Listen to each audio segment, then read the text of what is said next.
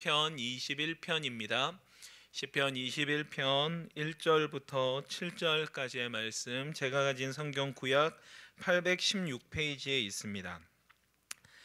시편 21편 1절부터 7절까지의 말씀, 우리 한 절씩 교독하신 후에 마지막 7절 함께 읽겠습니다. 우리 하나님의 말씀입니다.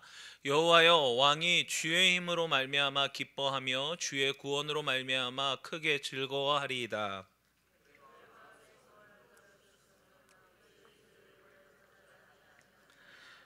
주의 아름다운 복으로 그를 영접하시고 순금간을 그의 머리에 씌우셨나이다.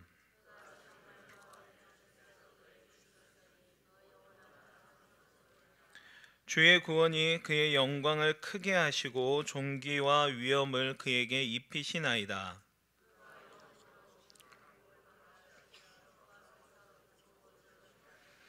함께 읽겠습니다. 왕이 여호와를 의지하오니 지존하신 이의 인자함으로 흔들리지 아니하리이다. 아멘. 사랑하는 성도님들, 오늘 밤에도 잘 오셨습니다. 이 본문을 통하여서 시도하라 21번째 앞서가시는 하나님, 앞서가시는 하나님이라는 제목으로 하나님 말씀 함께 전하겠습니다. 오늘도 말씀을 전하는 자와 받는 자 모두 말씀을 바르게 깨달아서 교회가 하나 되는 은혜 누리시기를 간절히 바랍니다. 지난번 우리가 시편 20편을 살펴봤죠. 지난번 시편 20편에서는 전쟁에 나가기 전에 하나님께 기도하며 도움을 구하는 시편이다, 그렇게 말씀을 드렸습니다. 우리가 비록 고대 사회처럼 목숨을 걸고 전쟁을 하는 것은 아니지만 여전히 영적 전투를 매일 해나가는 입장에서 우리는 이 시편 20편의 말씀을 우리에게 적용시키고 실천해야 한다고 말씀을 드렸죠. 때문에 우리는 매일 하나님께 기도해야 하며 또 그분의 도움만을 구하는 것이 참 신자의 삶이다라고 분명하게 말씀을 드렸습니다. 시편 20편에서는 이런 전쟁의 때, 환난의 날, 어려운 때에 그런 때마다 하나님께 기도해야 한다라고 하는 가장 기본적이고 그리고 상식적인 이야기를 했다면, 오늘 시편 21편에서는요 20편에서 기도했던 그 일이 이제 이루어진 겁니다. 그리고 이루어지고 나서 하나님이 응답하신 것을 경험하고 그 경험을 바탕으로 하나님께 감사의 시편을 올려드리는 것이 오늘 시편 21편입니다. 그래서 시편 20편과 21편은 하나의 시편으로 생각하시면서 하나님 아버지께서 의도적으로 20편과 21편 다 이렇게 기록하신 거거든요. 우리에게 주신 건데, 환난 날에, 어려운 날에만 기도하는 것이 아니라 정말 기쁜 날에 정말로 하나님 아버지께 기도 응답을 받은 이후에 그때에 또 미래를 향해서 어떤 감사를 올려드리는지 오늘 시편을 통해서 잘 배우셨으면 좋겠습니다. 하나님 아버지께 감사를 표하는 것은 사실 신자의 기본 덕목 중에 하나 아니겠습니까? 그런데 누가복음 17장에 보면 우리가 잘 아는 내용이 나오는데, 예수님께서 나병 환자 10명을 고쳐주시는 이야기가 나오죠. 그 중에서 10명이 전부 다 예수님께 와서 감사합니다라고 고백하지 않았습니다. 그 중에 9은 어디 갔는지 모르겠고요, 한 명이 예수님께 와서 그 발 앞에 엎드려서 예수님께 감사와 하나님께 영광을 표했습니다. 심지어 그 사람은 당시에 이방인으로서 사람들에게 인정도 받지 못하던 사마리아 사람이었는데, 그가 와서 예수님께 엎드리니 예수님은 그렇게 말씀하셨죠. 나머지 9은 어디 갔느냐라고 이야기하시면서 이방인 외에 하나님께 영광을 돌리러 온 사람이 없느냐라고 개탄스러워 하십니다. 그러면서 사마리아 사람에게는 내 믿음이 너를 구원하였느니라 라고 고백하시면서 그 믿음을 참 선하게 그리고 인정해 주시는 장면이 누가복음 17장에 나오는 장면입니다. 이런 감사는요, 신자로서 예수님을 사랑하고 예수님께 은혜 받은 자로서 마땅히 해야 될 일입니다. 그리고 이 감사가 흘러넘치면 흘러넘칠수록 우리는 오늘보다 내일을 훨씬 더 잘 살아갈 수 있는 동력도 얻게 됩니다. 그래서 예수님께서 우리에게 이 말씀들을 주실 때에 예수님을 잘 믿었던 바울의 입술을 통해서 우리에게 주신 기가 막힌 말씀이 무엇입니까? 범사에 감사하라 하는 말씀이죠. 하나님을 믿고 예수 그리스도를 믿고 성령 하나님과 함께하는 참 신자는 이처럼 감사가 흘러 넘치는 인생이 되어야 할 줄로 믿습니다. 그런데 우리의 감사는요, 주로 어디에 있습니까? 과거에 어떤 어려운 일이 있었습니다. 그리고 기도했습니다. 그리고 기도한 이후에 응답이 되고, 그리고 기가 막힌 웅덩이에서 벗어났을 때 하나님께 감사하는 것은 우리에게 조금은 익숙한 장면입니다. 그런 감사는 우리가 잘 할 수 있습니다. 위기도 이겨내고 좋은 일이 생기면 감사할 수 있습니다. 그런데 오늘 시편은요, 그 이야기만 하지 않아요. 전쟁에서 승리한 것에 대한 감사와 그리고 그 감사를 뛰어넘는 감사가 나오는데, 그것은 바로 미래를 향한 감사입니다. 아직도 일어나지 않았는데요, 그 일이 벌어지지도 않았는데 미래를 바라보면서 하나님께 감사하는 시인의 고백이 나옵니다. 오늘 어떻게 시인이 이러한 감사의 고백을 할 수 있었는지, 그 예수님이, 그 주님이 과연 어떤 분이시기에 그가 바로 그렇게 기가 막힌 감사를 표현했는지 다 함께 발견해 나갈 수 있는 밤이 되길 주님의 이름으로 축복합니다. 오늘 본문을 살펴보시면요, 1절부터 한번 보실까요? 1절에 주의 힘으로 말미암아 기뻐한다라고 이야기하는데, 여기서 주의 힘을 의지했을 때 얻게 되었던 그 승리를 이야기하고 있습니다. 20편에서 이야기했었던, 기도하고 소원했었던 그 전쟁의 승리를 말하는 것이죠. 그리고 2절에서는 조금 더 구체적인 감사의 정황이 나오는데요, 2절에서는 소원이라고 하는 이 단어가 나오면서 하나님 아버지께 깊은 곳에서 내가 제일 이 순간에 가장 바라고 목숨 걸 만큼 간절하고 뜨거운 열망으로 쏟아냈었던 그 소원을 이야기합니다. 그 소원이 하나님 마음에 합했다, 하나님께서 그 소원을 들어주셨다 이야기하면서 하나님께서 그 응답을 기가 막히게 이루어 주셨다는 것을 또한 2절에서도 이야기하죠. 환난날에 승리를 구했습니다. 전쟁에서 승리를 구했습니다. 죽지 않았고요, 비참함을 겪지 않게 되었습니다. 그런 승리를 얻고 사랑하는 가족들과 이웃을 다시 재회하니 얼마나 감사가 넘치겠습니까? 지금 이스라엘 백성들은 이 찬양을 하면서, 이런 고백을 하면서 엄청나게 마음이 막 고무되는 느낌을 느끼고 있을 거라는 것 우리가 예상할 수 있습니다. 하나님을 이 정도로 기뻐하고 하나님 때문에 너무 감사함으로써 오늘 시편 21편이 시작되고 있습니다. 그리고 3절부터요, 이 전쟁의 승리가 얼마나 값진 것인지를 이야기하는데요, 3절에서 주님의 아름다운 복을 승리한 왕에게 내려주시고 그리고 순금관을 씌워주셨다라고 이야기를 하고 있죠. 여기서 말하는 아름다운 복이 뭐냐면요, 칼빈은 이렇게 이야기합니다. 하나님의 거저 주시는 선물이다, 이렇게 이야기합니다. 부족함이 없는, 더할 나위 없는 최고의 만족을 이야기합니다. 시인이 열심히 기도했고요, 이스라엘 백성들이 열심히 기도했는데요, 그 기도한 것 이상의 복을, 그 아름다운 복을, 정말 예상치도 못한 복을 하나님께서 갑절로 부어주셨다, 그렇게 해석하시면 정확합니다. 지금 보니 3절에서는요, 또 한 가지의 기가 막힌 은혜가 보이는데요, 그것은요 바로 영접했다라는 이 말입니다. 3절에서 영접했다 하는 이 말은 신학적으로 앞서가시는 은총이라는 용어를 발생시킨 그 단어입니다.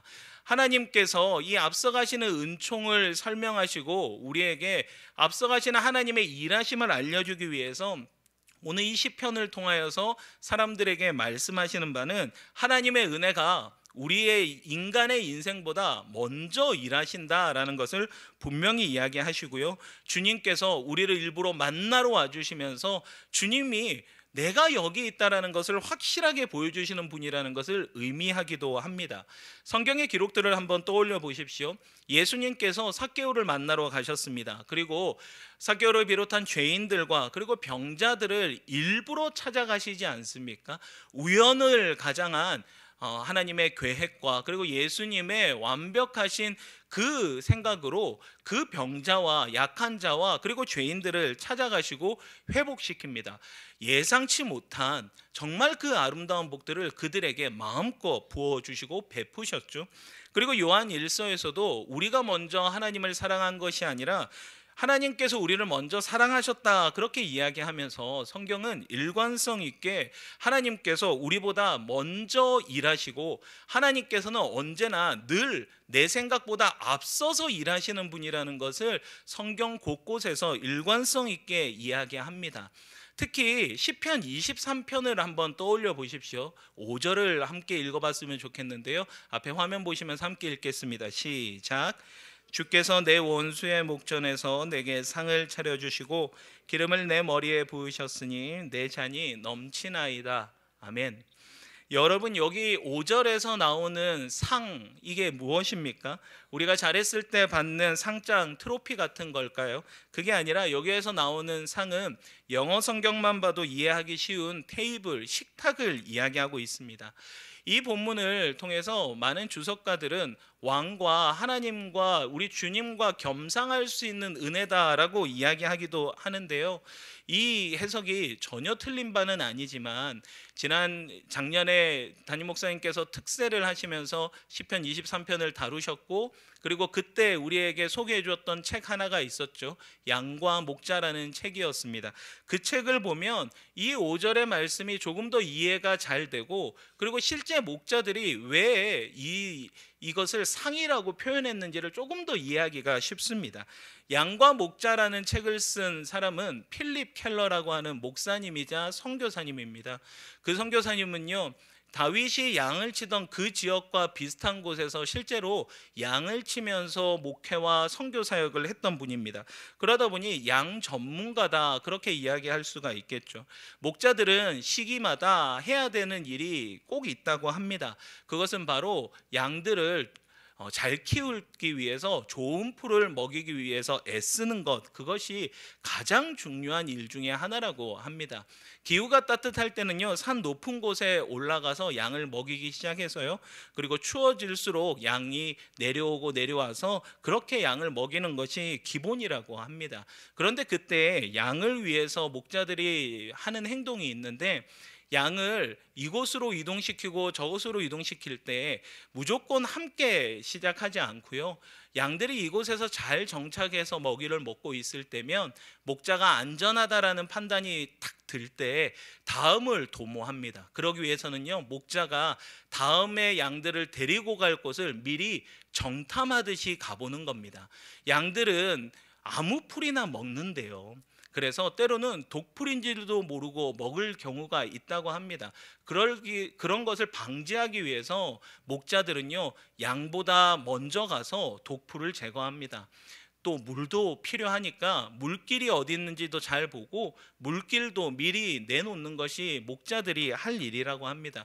그렇게 만반의 준비를 다 해놓고 나서 그 다음에 양들을 데리고 와서 또 푸른 풀과 그리고 좋은 이 꼴들을 계속해서 먹여가면서 양들을 키워가는 것이 목자들이고요. 그리고 그 목자들이 양보다 먼저 가서 양들이 먹을 수 있는 풍성한 잔치와 같은 초원을 준비해 놓는 것, 그것을 목자들은 테이블이다, 상이다, 그렇게 이야기한다고 합니다. 우리의 목자 되시는 예수님께서 우리에게 이러한 은혜 주신다는 것을 시편 23편을 통해서 알려주고 있는 겁니다. 우리보다 늘 앞서서 일하시는 주님이십니다. 그리고 합력해서 선을 이루시는 그 주님께서 그 시작하신 일을 끝까지 마무리하기 위해서 주님께서는 앞서서 내가 이 일을 시작했다라는 것을 분명히 알려주기 위해서 우리에게 주님이 이렇게 일하신다는 것을 오늘 시편을 통해서도 한 번 더 알려주고 있는 겁니다. 우리가 어떤 일을 준비하고 그리고 어떤 큰 일을 해야 될 때는 주님께 참 많이 기도합니다. 하나님께 기도할 때 다 어떻게 기도하시는지는 모르겠지만 우리가 공통적으로 하는 기도가 있지 않습니까? 주님, 이 일이 참 잘 되게 해주십시오, 이렇게 이야기합니다. 주님, 동행하여 주십시오, 이런 기도도 참 많이 합니다. 그런데 성경대로 조금 더 구체적으로 기도하면, 주님, 우리 이 일을 위해서 주님이 앞서서 일하심을 믿습니다. 주님, 오늘 말씀처럼 주님 먼저 일하여 주십시오. 주님께서 일하시는 것을 우리가 바라보고 주님이 다 준비해 놓은 곳에 가서 주님의 은혜를 마음껏 경험하기를 간절히 바랍니다. 그렇게 기도하는 것이 오늘 시편을 제대로 이해하는 사람들의 그런 기도라는 것을 성경이 이야기하고 있는 것이죠.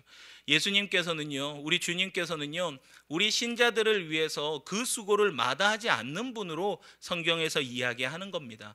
목자와 같이 우리를 잘 기르고 싶고 우리를 정말로 좋은 풀들을 먹이고 싶어서 주님은 늘 앞서서 우리가 예상하지 못한 그곳에 먼저 가셔서 그곳에서 모든 테이블과 상을 준비해 놓으시니 이 얼마나 큰 은혜가 아니겠습니까? 그래서 오늘 방금 읽었었던 시편 23편 5절 끝에는 내 잔이 넘칩니다 라고까지 고백할 수가 있었던 거죠. 오늘부터 우리 교회 선교팀이, 단기 선교팀이 필리핀으로 떠났습니다. 아까 오후 4시에 모두가 차를 타고 김해공항에 갔는데 아마도 큰 은혜 받고 올 줄로 믿습니다. 놀라운 하나님의 일하심을 경험하고요, 그리고 좋은 마음으로 돌아올 겁니다. 참 많이 부럽지 않습니까? 어떤 어르신들은 그렇게 이야기하더라고요. 젊음이 부럽다, 젊은 때가 그립다, 마음껏 다녀와라, 이렇게 이야기하시기도 하셨는데, 이런 단기 선교나 그리고 수련회나 그리고 부흥회와 같은 특별한 이벤트, 큰 행사와 같은 때에는 경험하는 사람들이 후기로 이구동성으로 이렇게 얘기합니다. 은혜가 넘치더라, 이렇게 꼭 이야기합니다. 너무 좋았다라는 이야기를 한 명도 빼놓지 않고 하는 것이 대부분의 사역입니다. 왜 그렇게 이야기하겠습니까? 왜 그렇게 은혜를 많이 받았다 이야기하겠습니까? 나보다 앞서서 하나님께서 준비해 놓은 것을 그곳에 가서 보니까 그것이 막 기대하는 마음으로 갔는데 실제로 가서 보니까 내가 준비한 것이 이만큼이었는데 우리 하나님은 아름다운 복으로 이만큼을 준비해 놓으셨다라는 것을 그 현장에 가보니 깨닫게 되는 것 아니겠습니까? 그래서 우리가 그런 신뢰하는 마음으로 기대하는 마음으로 선교지나 부흥회나 수련회를 참석할 때면 우리는 이전보다도 훨씬 더 큰 은혜들을 많이 받아오는 것인 줄 믿습니다. 하나님이 일하심을 어떤지 너무나도 잘 알고 있기 때문에 내 주님이 이렇게 일하고 계셨구나라는 것을 확인할 때면 우리의 믿음은 점점 자라겠죠. 그런데 우리 주님이요, 늘 이렇게 큰 행사에만 앞서서 일하시겠습니까? 그렇지 않습니다. 우리 주님께서는 우리 개개인의 삶을 너무나도 잘 아십니다. 그래서 개개인에게 맞는 은혜를 주시죠. 우리가 예배를 드릴 때만 해도 한번 잘 생각해 보십시오. 담임 목사님께서 한 가지의 설교를 탁 하시면요, 어떤 성도님들은 여기에서, 다른 성도님들은 저기에서, 어떤 분들은 1대지에서, 어떤 분들은 3대지에서 은혜를 받습니다. 각자에게 하나님께서 필요한 은혜들을 얼마나 잘 주시는지요. 우리 주님께서 앞서서 우리보다 일하시고 앞서서 우리의 삶을 인도해 나가시기 때문에 우리의 개개인의 삶에서도 주님은 똑같이 일하고 계십니다. 개인의 삶에서도 우리보다 먼저 가셔서 앞길을 닦아 놓으시고요, 그리고 우리가 해야 되는 그 일 가운데에 편안함과 안락함을 누리게 하기 위해서 우리 주님의 수고가 우리의 삶 하나하나에 다 깔려 있다는 것을 절대로 잊지 않으시기를 간절히 바랍니다. 그리고 이어지는 4절에서도요, 전쟁에서 승리함으로써 이 시인은 훨씬 더 긴 세월을 이제 살 수 있게 됨도 감사하면서, 또한 5절과 6절에서는 이 기쁨과 감사가 더 큰 것을 이야기하는데, 이 성경을 세번역 성경으로 한번 읽어보면 좋겠습니다. 앞에 화면을 보시면서 함께 읽겠습니다. 시작. 주님께서 승리를 안겨주셔서 왕이 크게 영광을 받게 하셨으며 위엄과 존귀를 그에게 입혀주셨습니다.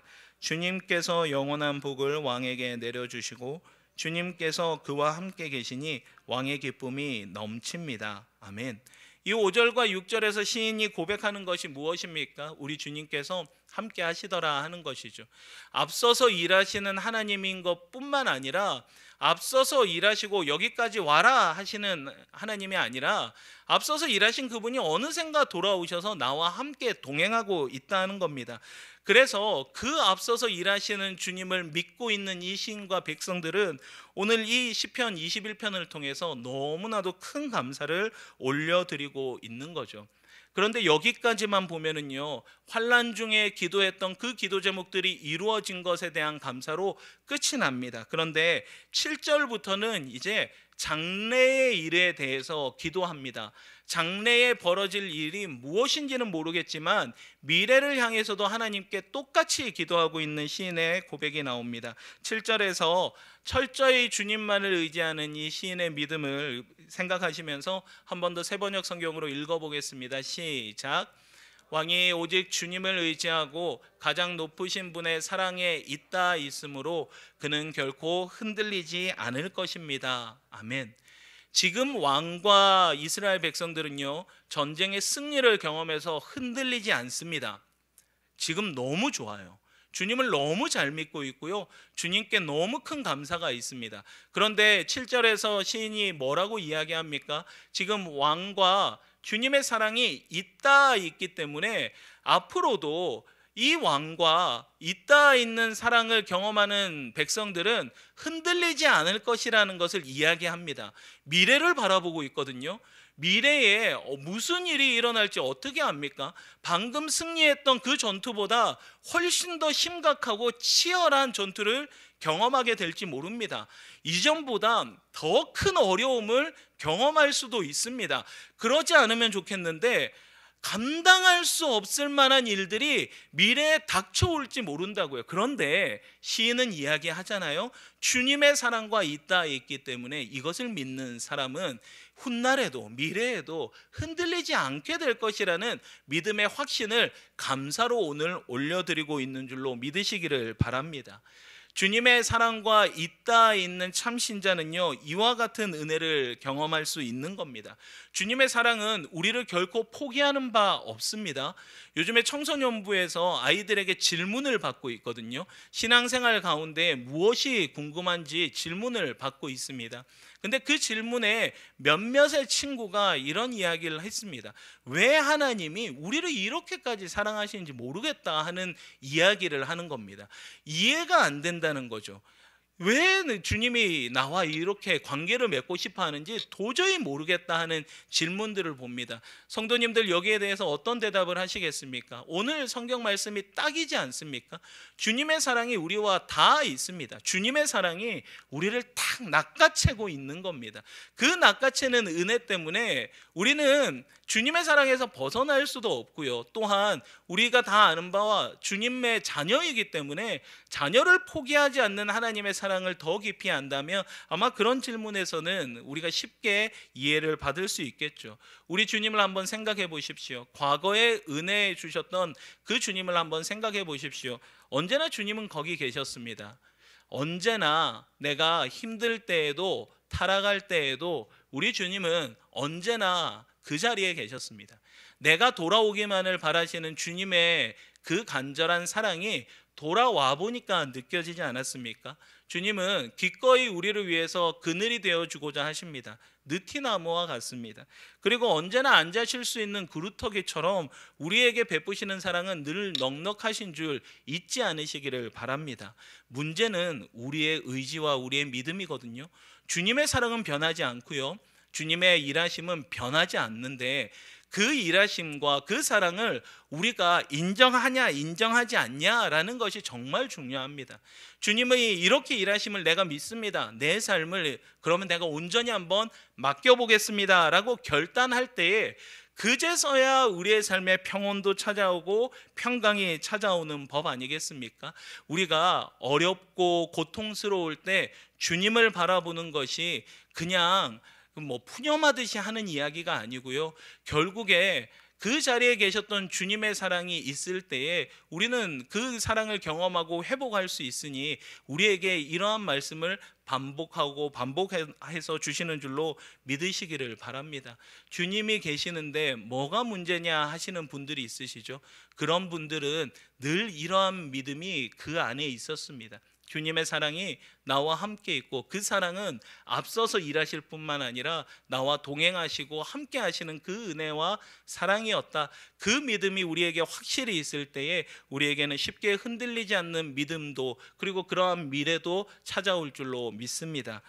신앙생활을 하시면요, 우리 간증을 많이 듣지 않습니까? 특히 사랑방 모임을 하고 하면서 활성화되다 보니 이 이야기 저 이야기 참 많이 합니다. 돌고 돌아서 결국에 신앙 얘기할 때가 가장 은혜롭지 않을까요? 그 이야기들 막 하다 보면 대부분의 간증들은 어떤 이야기입니까? 내가 성공한 이야기가 주를 이룹니다.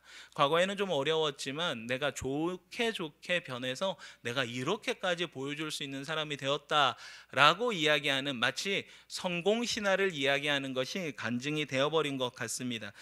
그런데 가끔은요, 자신의 실패를 간증 삼아 이야기하는 분들도 간혹 계십니다. 근데 그런 간증은요, 별로 인기가 없어요. 우리가 좋아하는 그 어르신들과 저도 좋아하는 새롭게 하소서 뭐 이런 채널만 봐도요, 뭔가 성공한 사람이 탁 나오면 조회수가 달라요.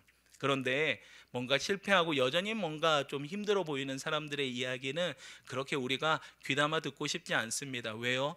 혹시나 나도 저렇게 당할까봐, 나도 저런 어려움을 당할까봐, 주님 나는 좀 그런 거 피하고 싶습니다. 저 아시죠? 이런 마음으로 조금은 그런 간증은 피하고 싶습니다. 제 모교의 동생 이야기를 간략하게 좀 소개해드리면 좋을 것 같은데요.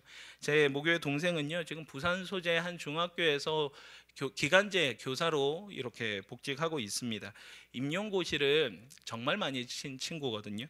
그런데 작년에도 쓴 잔을 마셔야만 했습니다. 1차는 붙는데 항상 그 다음이 문제더라고요. 열심히 준비했는데 얼마나 허탈하겠습니까? 주변에서도 그 친구를 보면, 그 동생을 보면 눈치를 보는 그런 상황, 어떤 건지 아시겠죠? 그런데 그 동생이 임용고시에서 떨어지고 또 떨어지고 할 때마다 그 동생의 행보가 조금은 특이했습니다. 일단 크게 슬퍼 보이지가 않는 겁니다. 간절하지 않아서 그럴까요? 그렇지 않거든요. 그 친구가 어린 시절부터 교사가 되고 싶은 마음이 분명했고요. 그리고 매년 얼마나 열심히 준비했는지 그 꿈에 대해서도 명확한 친구라서 얼마나 그렇게 간절했는지는 주변 사람들이 다 알고 있습니다. 보는 이로 하여금 그냥 묵묵하게 있는 모습이 더 슬퍼 보이기도 했습니다. 처음에 떨어졌을 때에 제가 밥을 사줬어요. 근사한 밥을 한번 사줬습니다. 그런데 정말 아무렇지 않아 보이는 겁니다. 괜찮다 하는 거예요. 그래서 하는 말이, 그 다음에 하는 말들이 참 귀했는데, 이번 탈락을 두고 하나님께 참 감사했다 하는 거예요. 그러면서 감사헌금을 정성껏 준비했고 하나님께 드렸다 이야기하더라고요. 자신의 탈락에 대해서 하나님께 원망과 불평이 하나도 없었습니다. 하나님 아버지께서 늘 나에게 하시는 일, 우리 모두에게 하시는 일은 완벽하고 실수가 없으신 분을, 그 하나님임을 자기는 믿는데요. 그렇기 때문에 자기에게 합격을 주지 않는다고 해서 내 믿음이 흔들리거나 하나님이 없다라고 이야기하기에는 너무나도 말도 안 되는 고백이다, 그렇게 이야기하는 겁니다. 그러면서 자신의 부족함이 있었을 거다 반성하면서 한 해를 더 준비하겠다 이야기했었거든요. 그 이후로도 여러 번 떨어진 겁니다. 근데 그때마다 하나님께 똑같이 감사헌금 내고 더 크게 감사하면서 하루하루를 기간제 교사로 살아가지만 더 열심히 준비하면서 하나님 아버지께 거절하신 은혜에 대한 감사를 끊임없이 쏟아내는 귀한 동생이 있습니다. 설교를 앞두고 주중에 전화를 했거든요. 그래서 어떻느냐 이렇게 이야기하니까 여전히 기간제 교사로 지내는 것, 재계약을 해야 되는 불안감이 있긴 하지만 그래도 이것 때문에 여전히 믿음이 흔들리는 일은 없습니다라고 강하게 고백했습니다. 작년에는 결혼도 했거든요. 결혼도 했는데 그 결혼을 한 이후에 이제 지킬 아내와 그리고 훗날에 아이도 태어날 것이기 때문에 더 열심히 하나님만 의지하면서 근사한 믿음 가진 아버지가 되고 싶다고 고백하는 동생이 있습니다.